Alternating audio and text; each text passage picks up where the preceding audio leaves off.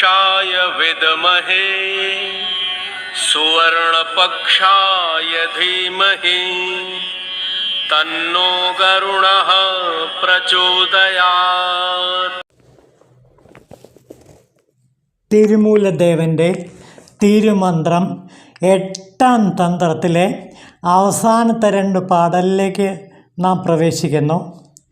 എന്നെ ഞാൻ അറിഞ്ഞിടാൻ നിർവിഷയത്വത്തിനെ തന്നെ എനിക്ക് തന്ന് എന്നെ രക്ഷിച്ചിടുവാൻ എൻ്റെ നന്ദി വിശന്നിറഞ്ഞ് ജ്യോതിയാണൻ സ്വരൂപമെന്നും തൽപരയാണത്രേ ഞാനെന്നും വിളക്കി നിന്നാൻ. ഞാൻ തൽപരയാണ് എന്ന സത്യം എനിക്ക് ഭഗവാൻ നന്ദീശ്വരൻ ബോധ്യപ്പെടുത്തി തന്നു.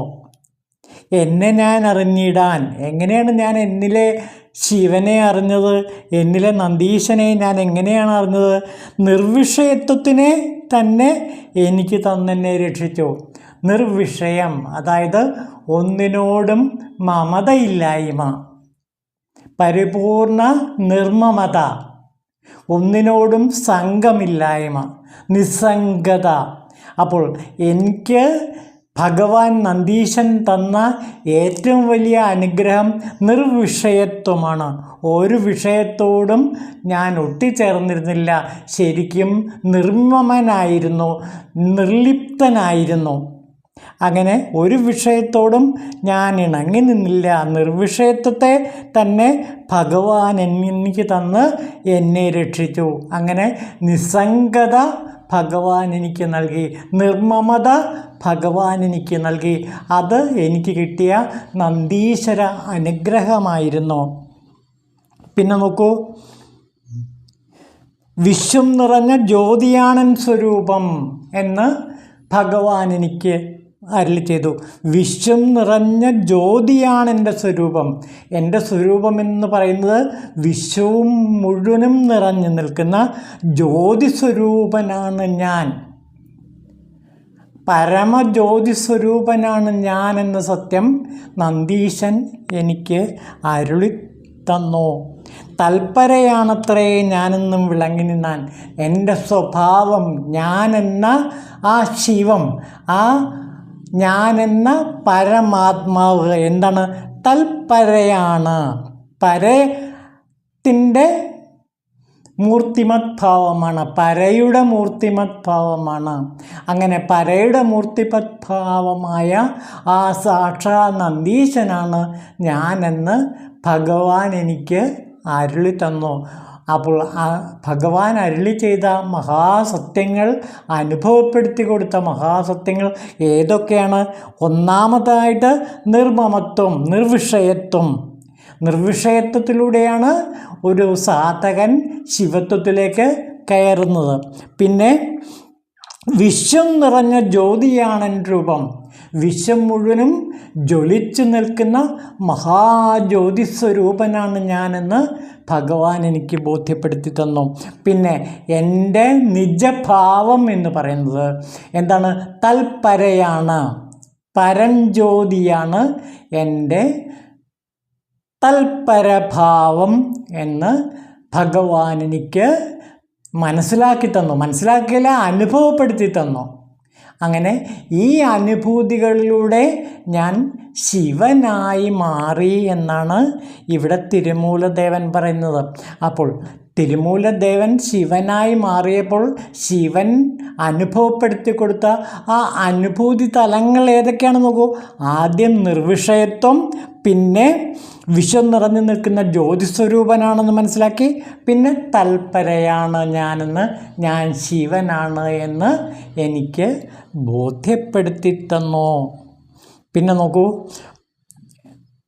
പാരോ പരന്ന് നീര് അങ്ങേറ്റം ചരുങ്ങി തേജസ് ഏറുന്നു ഒരഗ്നി എങ്ങും വ്യാപിച്ചിടുന്ന വായു സർവത്തിനും സ്ഥലം കൊടുക്കും ആകാശത്തെയും സൂര്യൻ ചന്ദ്രനെയും ചമയ്ക്കും തൽപരം ശിവനിൽ വാഴും.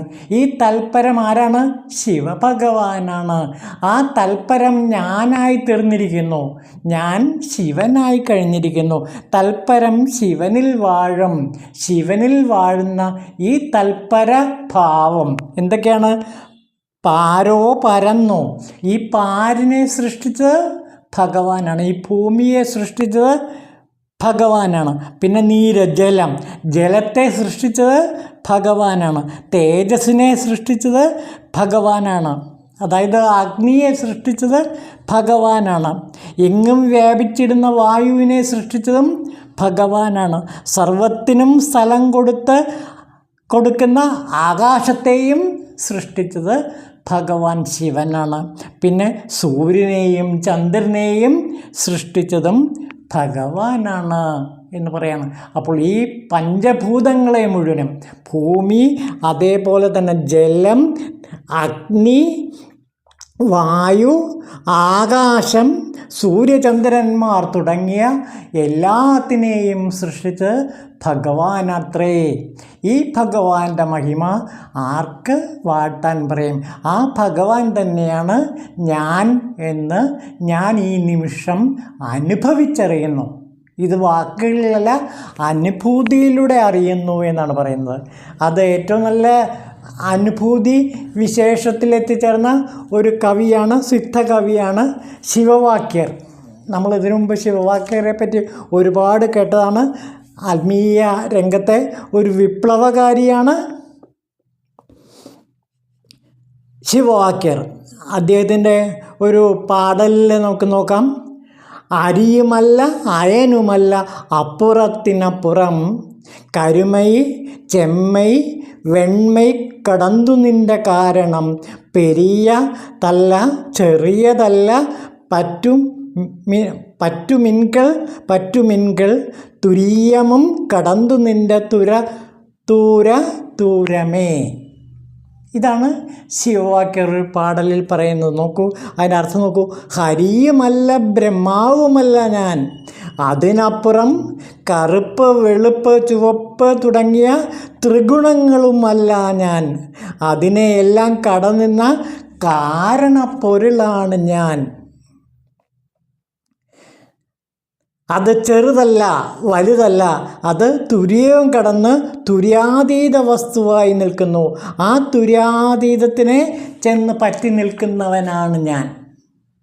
അപ്പോൾ എൻ്റെ അവസ്ഥ ശിവഭാവം തന്നെയാണ്. ഞാൻ ശിവൻ്റെ അതേ തലത്തിലേക്ക് എത്തിക്കഴിഞ്ഞു എന്ന് ശിവവാക്യർ ഈ പാടലിൽ വ്യക്തമാക്കണം. അരിയുമല്ല അയനുമല്ല അപ്പുറത്തിനപ്പുറം, കരുമൈ ചെമ്മൈ വെണ്മൈ കടന്നു നിൻ്റെ കാരണം, പെരിയതല്ല ചെറിയതല്ല പറ്റുമിൻകൾ തുരീയമും കടന്നു നിൻ ദൂരമേ. തുരീയവും കടന്ന് തുര്യാതീതത്തിൽ നിൽക്കുന്ന ആ അവസ്ഥ. അപ്പോൾ സൂര്യചന്ദ്രന്മാരെ പോലും സൃഷ്ടിച്ചത് ഭഗവാൻ ആണ് എന്ന് ഇവിടെ വ്യക്തമാക്കുകയാണ്. അപ്പോൾ പഞ്ചഭൂതങ്ങളും അതുപോലെ മറ്റ് പല പ്രപഞ്ചത്തിലെ എല്ലാ ജീവജാലങ്ങളെയും സൃഷ്ടിച്ചത് അല്ലയോ ഭഗവാൻ അങ്ങാണ്. അങ്ങ് ഹരിയുമല്ല ബ്രഹ്മാവുമല്ല, അതിനുമപ്പുറം ത്രിഗുണങ്ങൾക്കുമപ്പുറം അതിനെയെല്ലാം കടന്നു നിൽക്കുന്ന തുര്യാതീത വസ്തുവാണ് എന്ന് ഇവിടെ ശിവവാക്യർ ഈ പാടലിൽ വ്യക്തമാക്കുന്നു. ഇതുതന്നെയാണ് പ്രധാനമായിട്ടും ബ്രഹ്മസംഹിതയിൽ പറയുന്നൊരു ഭാഗമുണ്ട്. സൂര്യനെ പറ്റി പറയുന്നൊരു ഭാഗമുണ്ട്. ഈ സൂര്യനെ സൃഷ്ടിച്ചത് ശിവനാണത്രേ. സൂര്യചന്ദ്രന്മാർ ശിവൻ്റെ 2 കണ്ണുകളാണെന്ന് ബ്രഹ്മസംഹിതയിൽ പറയുന്നുണ്ട്. യച്ചക്ഷുരേഷ സവിത സകലഗ്രഹാണാം എന്ന് തുടങ്ങുന്ന ഒരു പദ്യത്തിൽ, ബ്രഹ്മസംഹിതയിലെ ഒരു പദ്യത്തിലാണിത് വെളിപ്പെടുത്തുന്നത്. ചൂടും വെളിച്ചവും പ്രസരിപ്പിക്കാൻ കഴിയുന്ന സൂര്യൻ ഭഗവാനെ സൃഷ്ടിച്ചത് അങ്ങാണ് ശിവൻ്റെ കണ്ണ്. പിന്നെ ശിവൻ്റെ ആജ്ഞയും ആഗ്രഹവും അനുസരിച്ച് നിർദ്ദിഷ്ട പദത്തിലൂടെയാണ് അങ്ങ് നീങ്ങുന്നത്. ഇങ്ങനെ നമ്മുടെ ദൃഷ്ടിയിൽ ഏറ്റവും വലുതും ആശ്ചര്യകരവുമായ ഈ ഭൗതിക പ്രപഞ്ചം ഭഗവാന്റെ പൂർണ്ണ നിയന്ത്രണത്തിന് അധീനമാണ് എന്നാണ് ബ്രഹ്മസംഹിതയിൽ പറയുന്നത്. അപ്പോൾ ഇങ്ങനെയൊക്കെയുള്ള ഒരുപാട് ആത്മീയ ഭാവങ്ങൾ നിറഞ്ഞ 18 സിദ്ധന്മാരുടെ കവിതകളിലേക്ക് നമുക്ക് ഭാവിയിൽ ഒന്ന് എത്തി നോക്കേണ്ടതുണ്ട്. കാരണം ശരിക്കും ശിവസായുജ്യം കിട്ടിയ, ശിവനായി പരിണമിച്ച 18 സിദ്ധന്മാരിൽ പലരും അത്ഭുതകരമായ തൽപര സ്വഭാവം തങ്ങളുടെ കവിതകളിൽ പ്രകടിപ്പിച്ചവരാണ്. ആ കവിതയെ അനുസന്ധാനം ചെയ്യുക എന്ന് വെച്ചാൽ ശിവനിൽ ലയിച്ചു ചേരുക എന്നാണ് അർത്ഥം. ഓം ശിവായ തിരുമൂലർദേവായ നമഃ.